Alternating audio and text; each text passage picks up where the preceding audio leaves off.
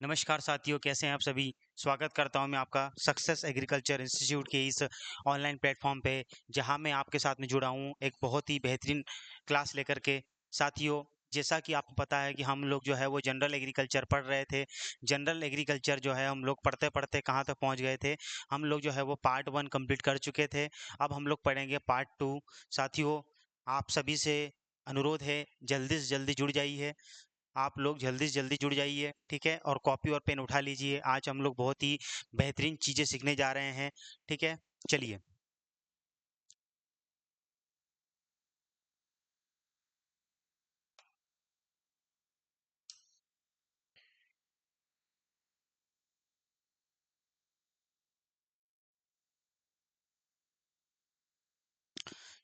साथियों, जैसा कि आपको पता है कि हम लोग जनरल एग्रीकल्चर शुरू कर चुके थे। उसमें हम लोग कई सारी चीज़ें पढ़ चुके थे। इससे पहले हम लोग जो है वो इतिहास पढ़ रहे थे, history of ancient agriculture, history of modern agriculture. और अब हम लोग आगे बढ़ेंगे। साथियों, आप में से अगर कोई भी कृषि से संबंधित किसी प्रकार की परीक्षाओं की तैयारी करना चाहता है, तो वो हमारे संस्था के कॉन्टैक्ट नंबर पर संपर्क करिए। हमारे संस्था में पीएटी, आईसीएआर, बीएचयू या सीयूईटी या कृषि से संबंधित समस्त प्रकार की परीक्षाओं की तैयारी करवाई जाती है। अगर आपको किसी प्रकार का डाउट है या किसी प्रकार की तैयारी करना चाहते हैं, चाहे वो भर्ती परीक्षाओं से संबंधित हो, कृषि से संबंधित भर्ती परीक्षाओं की तैयारी भी यहाँ पर करवाई जाती है। साथियों, जैसा कि आपको पता है कि कृषि में, एग्रीकल्चर में समय समय पर भर्ती परीक्षाएं निकलती रहती है, जिसको जिसको कि छात्र तैयारी करते हैं, लेकिन उनको सही मार्गदर्शन नहीं मिल पाता है, ठीक है। तो वो लोग पिछड़ जाते हैं। लेकिन हम लोग जो है उनके साथ में खड़े रहते हैं हमेशा, और उनकी तैयारी में उनका हाथ बटाते हैं। तो अगर आप में से कोई भी विद्यार्थी जो इन परीक्षाओं की तैयारी करना चाहता है, वो हमारे संस्था में संपर्क करें। या फिर अगर हमारी संस्था में विजिट करना चाहते हैं, तो नीचे आपको हमारे संस्था का एड्रेस भी दिखा है। आप लोग आके हमसे यहाँ पर मिल सकते हैं। हम लोग आपको और डिटेल में सारी बातें बता पाएंगे, ठीक है। चलिए। तो हम लोग जो है वो हिस्ट्री पढ़ रहे थे। हिस्ट्री में हम लोग जो है वो यहाँ 2014 तक पहुँच चुके थे। 2014 तक पहुँच चुके थे। नमसा, national mission for sustainable agriculture तक हम लोग पहुंच चुके थे। National mission for sustainable agriculture तक हम लोग पहुंच चुके थे। चलिए, अब हम लोग जो है वो आगे बढ़ेंगे। अगली जो है हमारा तारीख है फरवरी 2015। फरवरी 2015। फरवरी 2015 में क्या होता है? Soil health card. Soil health card. Soil health card scheme लाई गई थी। SHC इसको कहते हैं, सॉइल हेल्थ कार्ड। ठीक है, ये क्या होता है? इसको हिंदी में कहते हैं मृदा मृदा स्वास्थ्य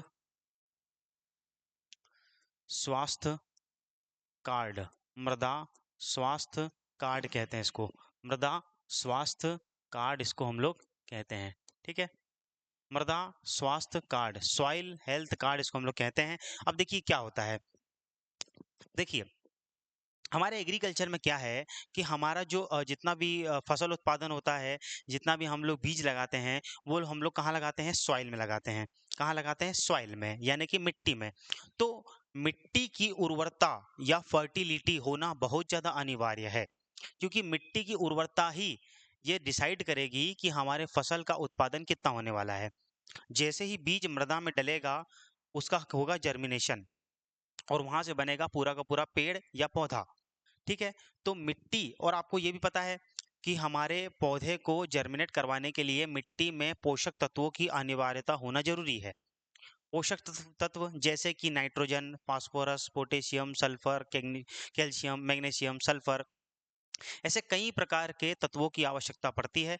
इसके बारे में हम लोग जो भी है वो आगे बात करेंगे। पहले हम लोग इस स्कीम के बारे में बात कर लेते हैं कि स्कीम का बेसिकली मतलब है क्या, ठीक है। तो जैसा कि मैंने आपको बताया कि मृदा में उपस्थित एनपीके की मात्रा की गणना करने के लिए, यानी कि एनपीके हो गया, या फिर और कई प्रकार के न्यूट्रिएंट की मात्रा का पता लगाना।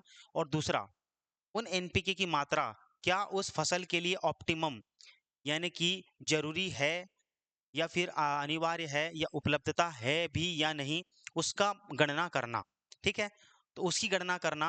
और अगर मान के चलिए कि अगर किसी प्रकार से इन तत्वों की मात्रा कम है, तो उनकी उनकी डोज कितनी होना चाहिए, अगर कम है तो उनकी डोज कितनी होना चाहिए, ताकि किसान को पता चल सके कि हमारे मिट्टी की एक्चुअल कंडीशन क्या है।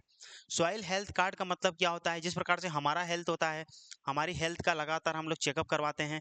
हमारी हेल्थ में अगर कोई कमी होती है तो डॉक्टर हमको बताता है कि इन इनके चेकअप करा लो, ये आप में कमी है। तो उसी प्रकार से हम लोग जो है वो सॉइल की हेल्थ को भी जानेंगे, और अगर उसमें कोई कमी होगी तो उसका हम लोग पूरा करने की कोशिश करेंगे। यही होता है सॉइल हेल्थ कार्ड, यानी कि मृदा स्वास्थ्य कार्ड। ठीक है, ये एक ऐसा कार्ड होता है जो एक पूरे मृदा की प्रोफाइलिंग बताता है, उस मिट्टी की प्रोफाइलिंग बताता है। हम लोग जो है वो आगे इसको आगे डिटेल में पढ़ेंगे कि कैसे ये मिट्टी का सैंपल लेते हैं, कैसे लेबोरेटरी में चेक करते हैं, कौन कौन से तत्वों की चेकिंग की जाती है। ठीक है, तो सॉइल हेल्थ कार्ड बहुत इंपॉर्टेंट है। कई बार इससे क्वेश्चन आ चुका है कि सॉइल हेल्थ कार्ड स्कीम कब आई थी, तो कब आई थी, फरवरी 2015 में आई थी। ठीक है, अगला वर्ष है 2015। अगला वर्ष क्या है, 2015। क्या आया था 2015 में, PMKSY। PMKSY इसको कहते हैं प्रधानमंत्री कृषि सिंचाई योजना। ठीक है, इसका हिंदी भी यही है, इंग्लिश भी यही है, प्रधानमंत्री कृषि सिंचाई योजना, PMKSY।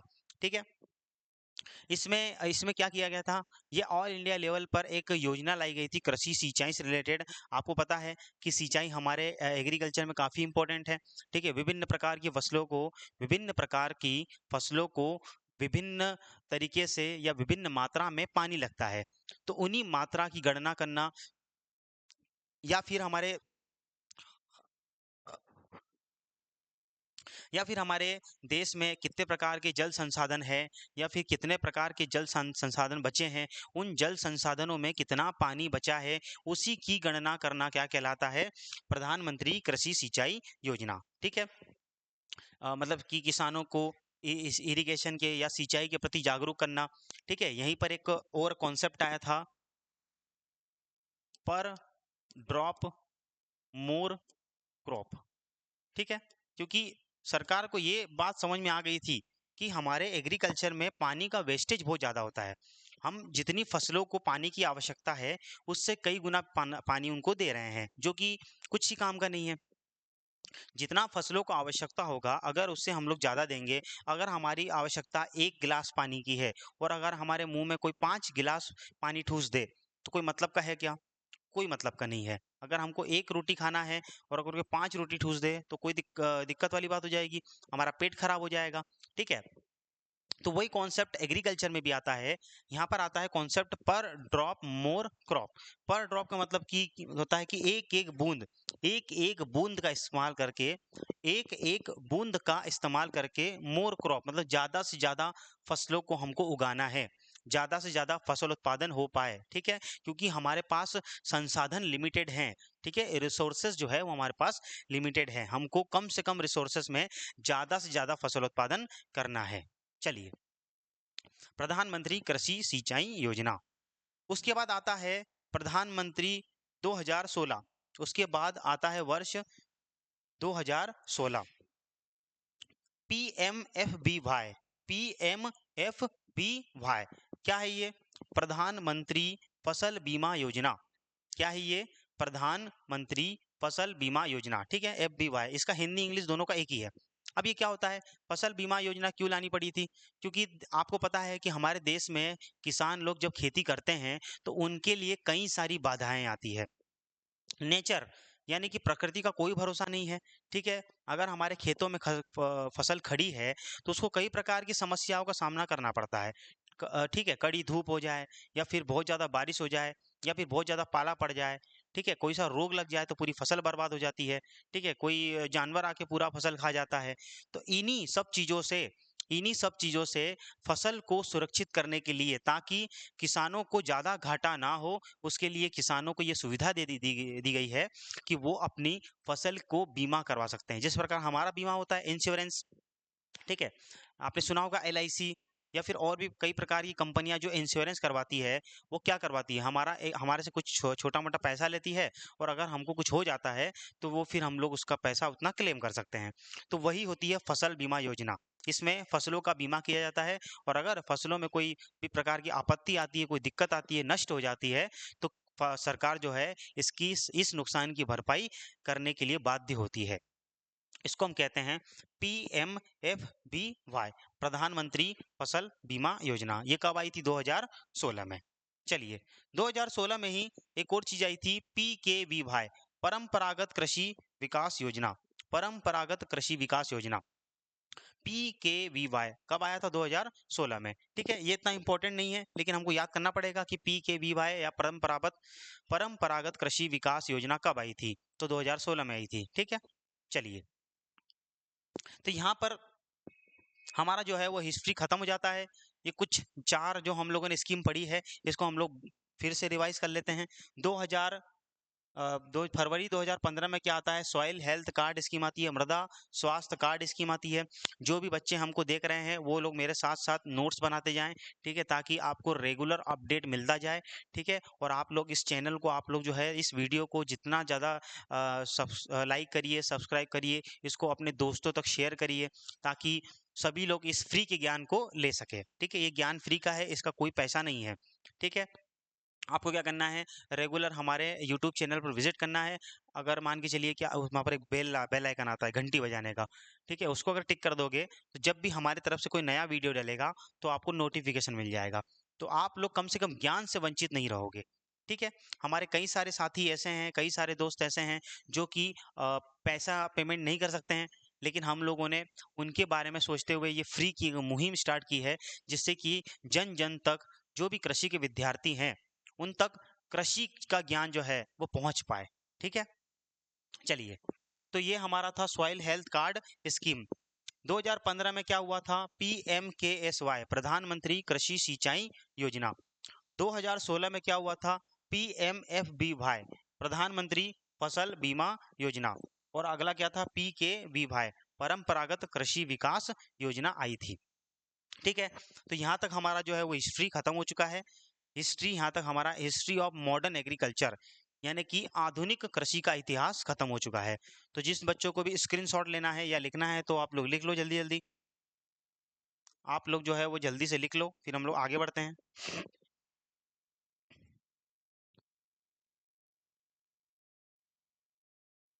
जिनको भी स्क्रीनशॉट लेना है या लिखना है वो लोग लिख लो जल्दी जल्दी।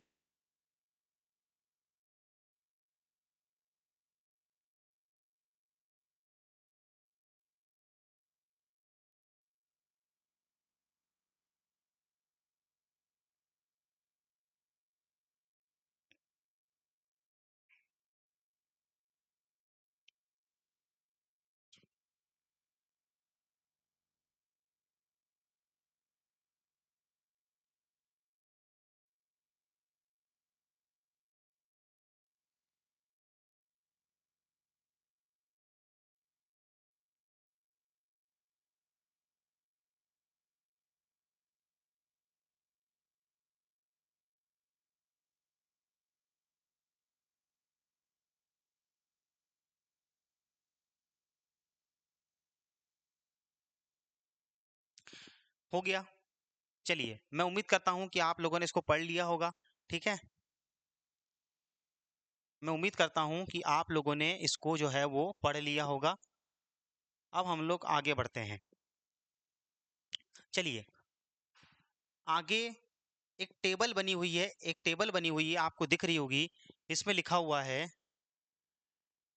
Inter important year related to agriculture, important year related to agriculture. देखिए, होता क्या है कि यूनाइटेड नेशन ने हर एक साल को उस चीज की महत्वता को बढ़ाने के लिए, उस चीज की महत्वता को बढ़ाने के लिए इंटरनेशनल ईयर घोषित किया गया है। इंटरनेशनल ईयर यानी कि अंतरराष्ट्रीय वर्ष। ये लिखा है important year related to agriculture, ताकि जो भी मान के चलिए कि कोई वर्ष आलू के लिए घोषित है, तो हम लोग जो है वो उस वर्ष, पूरा वर्ष आलू के ऊपर जो है वो गहराई से ध्यान दे पाएंगे। ठीक है, तो इससे क्या होगा कि हमारे अंदर जो है, या किसी भी जन जन के अंदर जो है, वो आलू के प्रति या मिर्च के प्रति या किसी भी प्रति जो भी घोषित वर्ष है उसके प्रति हमारे लिए मन में भावना आएगी कि हमको इसका उत्पादन बढ़ाना है, उसके ऊपर ज़्यादा सोचना है, ठीक है, उसके ऊपर ज़्यादा काम करना है, इसीलिए इंटरनेशनल ईयर घोषित किए जाते हैं, ठीक है, उसकी महत्वता को बढ़ाने के लिए, ठीक है। तो यहाँ पर कुछ वर्ष दिए गए हैं, आपको एग्जाम में एज इट इज क्वेश्चन आता है, एज इट इज क्वेश्चन आता है कि कौन सा वर्ष है और वो किसके लिए घोषित किया गया है, कौन सा वर्ष किसके लिए घोषित किया गया है। तो देखिए यहाँ पर लिखा हुआ है सबसे पहले सन 2004, यह किसके लिए घोषित किया गया था। यहाँ पर क्वेश्चन पूछा जाता है international year of, international year of, international year of क्या, राइस, राइस यानी कि धान, धान या चावल, इंटरनेशनल ईयर ऑफ राइस यानी कि धान के लिए अंतरराष्ट्रीय वर्ष कौन सा है, तो कौन सा है 2004, धान के लिए अंतरराष्ट्रीय वर्ष या ईयर कौन सा है तो 2004, ठीक है साथियों, याद करेंगे इंटरनेशनल ईयर ऑफ राइस क्या है 2004। 2005 जो है वो किसके लिए घोषित किया गया है, फिजिक्स, फिजिक्स का मतलब होता है भौतिक शास्त्र, भौतिक शास्त्र, हालांकि ये हमारे कृषि से इंपॉर्टेंट इतना नहीं है, लेकिन अगर पूछ ले तो आपको याद होना चाहिए, ठीक है। अगला है 2006, 2006 जो है वो डेजर्ट, डेजर्ट मतलब होता है रेगिस्तान, रेगिस्तान, डेजर्ट यानी कि होता है रेगिस्तान के लिए ये जो है वर्ष घोषित किया गया था, कौन सा 2006, ठीक है। अगला है 2007, 2007 जो है वो किया गया था वाटर, वाटर यानी कि जल, वाटर यानी कि जल, जल के लिए ये अंतरराष्ट्रीय वर्ष घोषित किया गया था, आपको याद करना है 2007 यानी कि इंटरनेशनल ईयर ऑफ वाटर यानी कि जल। अगला है 2008, ये 2008 जो है वो पोटैटो के लिए, पोटैटो यानी कि आलू के लिए, आलू, आलू के लिए ये जो है वो इंटरनेशनल ईयर घोषित किया गया था, आपको याद करना है, आपको समझना है, आपको पढ़ना है, ठीक है। एग्जाम में एज इट इज क्वेश्चन आते हैं, which of the following is the considered at as international year of potato, क्या पूछा जाता है, ऐसे ही डायरेक्ट क्वेश्चन पूछा जाता है कि निम्नलिखित में से कौन से वर्ष को आलू के लिए अंतरराष्ट्रीय वर्ष माना गया है, तो कौन सा वर्ष माना गया है 2008, ठीक है। अगला है 2009, अगला क्या है 2009, इस 2009 को जो है वो किसके लिए घोषित किया गया है, फाइबर, फाइबर आपको पता है रेशा, ठीक है ना, रेशा, आपको पता है कि हमारे एग्रीकल्चर में रेशे वाली फसलें भी इंपॉर्टेंट है, रेशा किस किस से मिलता है, मेनली कपास से मिलता है, या फिर जूट से मिलता है, या फिर गन्ने से मिलता है, इन सब फसलों से क्या मिलता है, रेशा, जिनके हम लोग कपड़े पहनते हैं, ठीक है। चलिए 2009 को किसके लिए, फाइबर के लिए घोषित अंतरराष्ट्रीय वर्ष है। अगला है 2010, 2010 इसको घोषित किया गया है बायोडाइवर्सिटी के लिए, बायोडाइवर्सिटी है ना, इसको हिंदी में कहते हैं जैव विविध, जैव विविधता, जैव विविधता, ठीक है। हमारे प्रकृति में कई प्रकार की डाइवर्सिटी पाई जाती है, ठीक है, कितने प्रकार के हमारे यहाँ पर अलग अलग तरीके की हमारे यहाँ डाइवर्स कंडीशन है, ठीक है, तो उसको हम कहते हैं बायोडाइवर्सिटी। तो 2010 जो है वो किसके लिए घोषित है, बायोडाइवर्सिटी के लिए, किसके लिए है, बायोडाइवर्सिटी के लिए, ठीक है। 2010 जो है वो किसके लिए है, बायोडाइवर्सिटी के लिए है।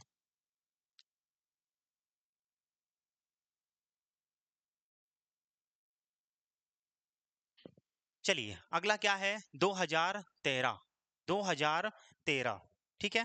2013 को जो है वो वाटर कोऑपरेशन, वाटर कोऑपरेशन यानी कि वाटर कोऑपरेशन का मतलब होता है जल सहयोग, जल सहयोग,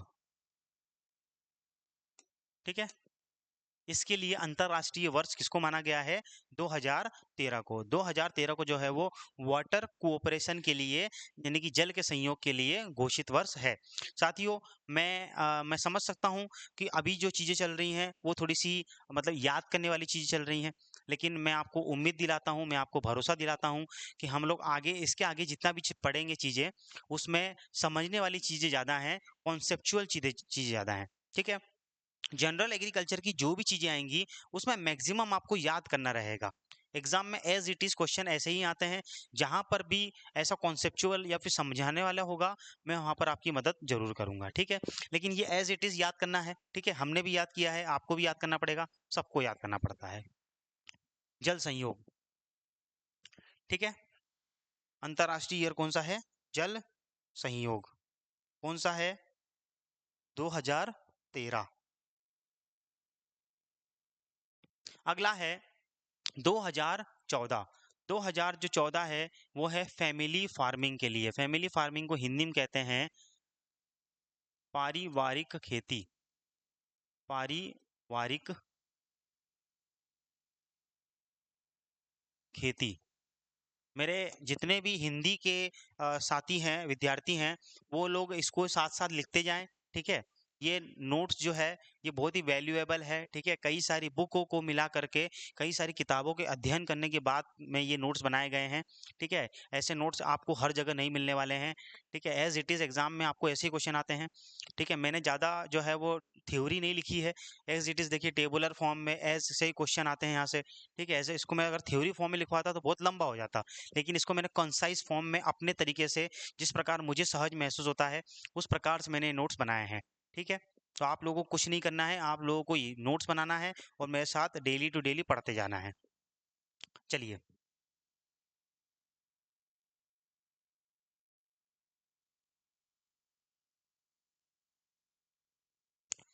अगला है 2015। 2015 जो है वो किसके लिए? सॉइल यानी कि मृदा।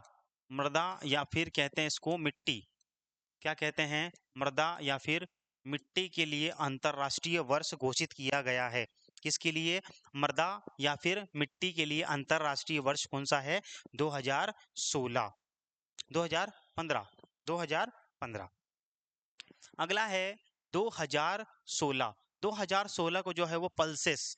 पल्सेस यानी कि दालों के लिए। पल्सेस यानी कि दालों के लिए, दालों या फिर दलहन के लिए।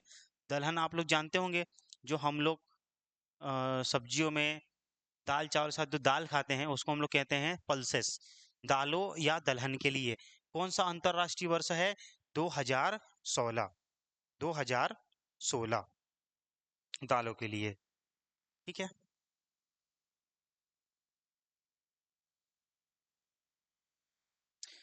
अगला है 2017। अगला क्या है? 2017। 17 में क्या हुआ था? Sustainable tourism for development. Sustainable tourism for development यानी कि विकास के लिए, विकास के लिए सतत पर्यटन। ठीक है, ये हमारे एग्रीकल्चर का काम का इतना इंपॉर्टेंट नहीं है। ठीक है, इसको अगर याद नहीं भी करेंगे तो चलेगा। 2019 इंडिजीनियस लैंग्वेजेस। इंडिजीनियस लैंग्वेजेस को भी छोड़ सकते हैं आप लोग, ये भी इंपॉर्टेंट नहीं है। ठीक है, भाषाओं से हमको मतलब नहीं है। अगला है 2020, ये इंपॉर्टेंट है। प्लांट हेल्थ यानी कि प्लांट हेल्थ मतलब कि पौधे का स्वास्थ्य। पौधे का स्वास्थ्य। ठीक है, पौधे का स्वास्थ्य। पौधे का स्वास्थ्य, ये जो प्लांट हेल्थ है इसके लिए अंतरराष्ट्रीय ईयर कौन सा है? 2020। तो एक बार मैं फिर से आपको रिवाइज करवा देता हूँ। सबसे पहले 2004 में क्या आया था, किसको घोषित किया गया है? राइस के लिए, धान के लिए। 2005 फिजिक्स के लिए, भौतिक शास्त्र के लिए। 2006 डेजर्ट या रेगिस्तान के लिए। ठीक है, इसको एक और नाम कह सकते हैं डेजर्ट को, मरुस्थलीय क्षेत्र। मरुस्थलीय, मरुस्थलीय क्षेत्र। ठीक है, डेजर्ट, डेजर्ट को मरु स्थल भी कहते हैं। अगला है 2007, किसके लिए? वाटर या जल के लिए। 2008 पोटैटो या आलू के लिए। 2009 फाइबर या रेशे के लिए। 2010 बायोडायवर्सिटी या जैव विविधता के लिए। 2013 वाटर कॉर्पोरेशन या जल सहयोग के लिए। 2014 फैमिली फार्मिंग या फिर पारिवारिक खेती के लिए। 2015 सॉइल या मृदा या मिट्टी के लिए। 2016 पल्सेस या दालों या दलहनों के लिए। इसको तो मैंने कटवा दिया था, 2019 को भी कटवा दिया था। 2020 जो है वो प्लांट हेल्थ यानी कि पौधा पौधे का स्वास्थ्य के लिए। तो साथियों, ये चाहे तो आप इसका स्क्रीनशॉट ले लीजिए, और अगर जिन विद्यार्थियों को इसको लिखना है तो आप लोग लिख भी सकते हैं। आपके पास में 2-3 मिनट का समय है, आप इसको जल्दी से रिवाइज करिए, इसका स्क्रीनशॉट लो और इसको रिवाइज करो, इसको लिखो और पढ़ो। ठीक है, 2 मिनट का आपके पास में टाइम है, जल्दी से आप लोग इसको रिवाइज करिए।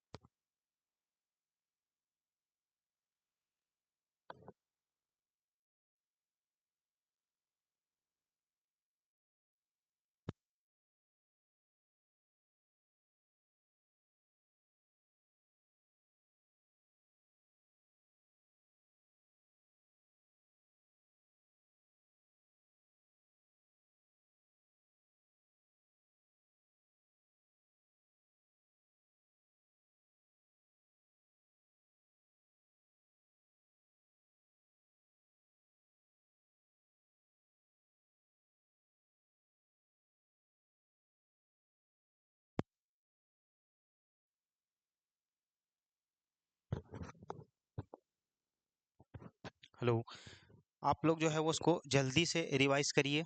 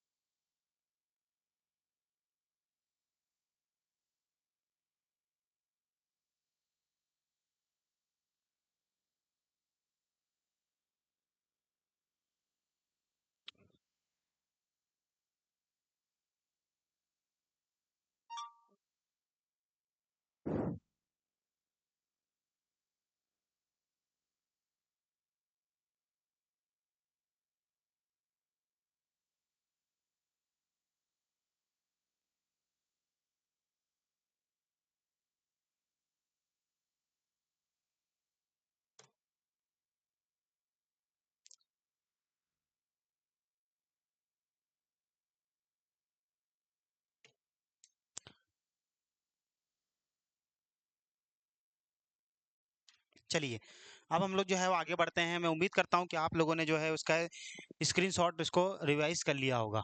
चलिए आगे बढ़ते हैं हम लोग। अब कुछ वर्ष और रह गए हैं, कुछ वर्ष और रह गए हैं।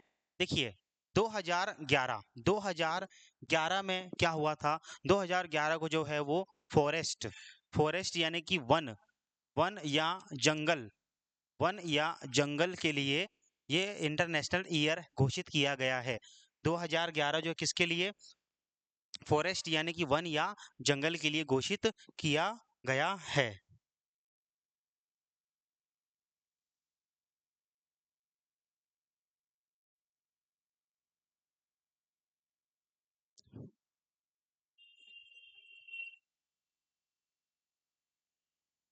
अगला क्या है? 2012 जो है वो कोऑपरेटिव या हॉर्टिकल्चर कोऑपरेटिव या हॉर्टिकल्चर। ठीक है, इस हॉर्टिकल्चर को क्या कहते हैं? इस हॉर्टिकल्चर को कहते हैं बागवानी बागवानी।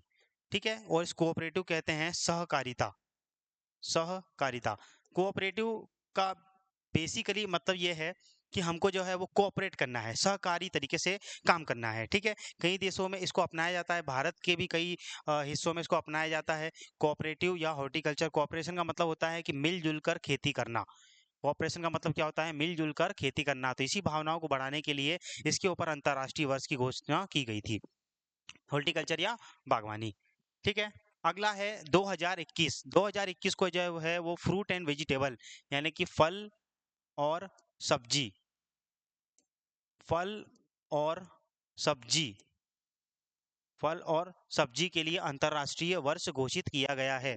फ्रूट एंड वेजिटेबल के लिए अंतर्राष्ट्रीय वर्ष घोषित किया गया है, फल और सब्जी के लिए। ठीक है, कौन सा है? 2021। अगला है 2022, एक्वा कल्चर।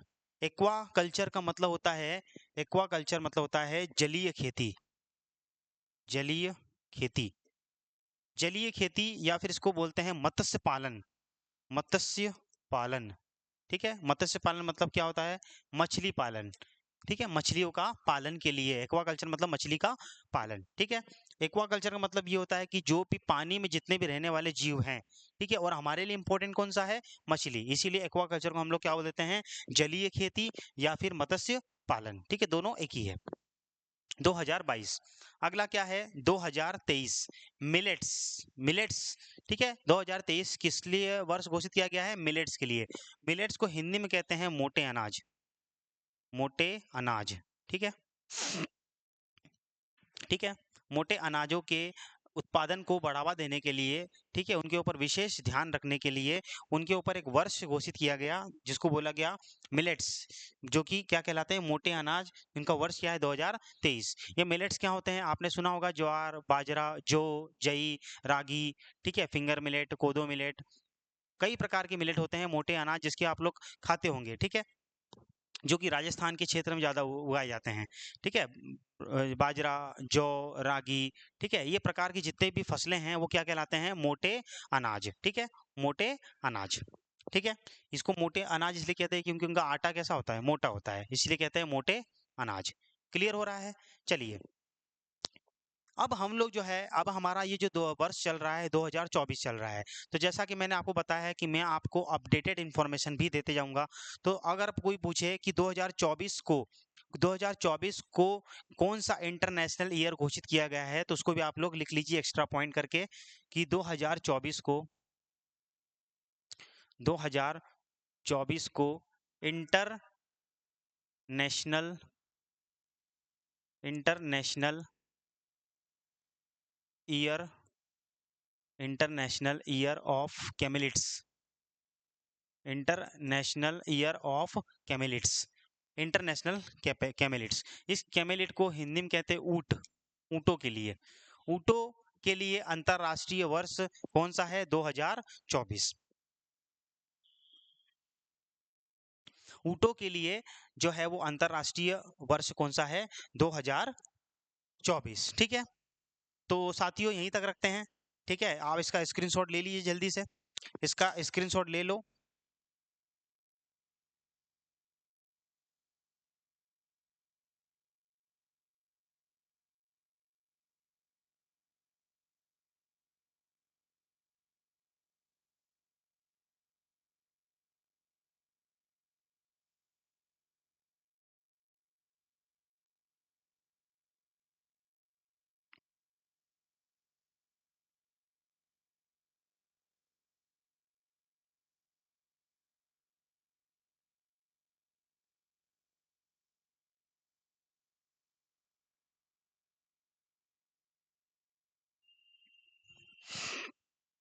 चलिए, इसका स्क्रीनशॉट ले लिया होगा आप लोगों ने। तो साथियों, हमारी क्लास अब यहीं तक ख़त्म करते हैं। आगे का हम लोग जो भी पढ़ने जा रहे हैं वो बहुत ही बेहतरीन होने वाला है। आप लोग हमेशा जुड़े रहो, और अगर इसी प्रकार की आपको अतिरिक्त जानकारी चाहिए या फिर किसी भी प्रकार की आपको तैयारी करने के लिए इच्छुक हैं, तो हमारी संस्था में संपर्क कर सकते हैं। हमारी संस्था का नाम है सक्सेस एग्रीकल्चर इंस्टीट्यूट, जो कि भोपाल में स्थित है। ठीक है। नीचे आपको एक पीली पट्टी दिख रही होगी जिसमें कि हमारे संस्था के बारे में समस्त प्रकार की जानकारी लिखी हुई है। ठीक है। इसमें mobile number, contact number, email address, जो हमारे यहाँ का एड्रेस है वो कोचिंग का एड्रेस, ठीक है, वो सारी चीज़ें लिखी हुई है। जो भी विद्यार्थी किसी भी प्रकार की तैयारी करना चाहते हैं तो हमारे संस्था में संपर्क करिए, हम लोग उनको सही मार्गदर्शन दिखाएंगे। चलिए साथियों, तो मिलते हैं किसी और वीडियो में। तब तक के लिए धन्यवाद, नमस्कार।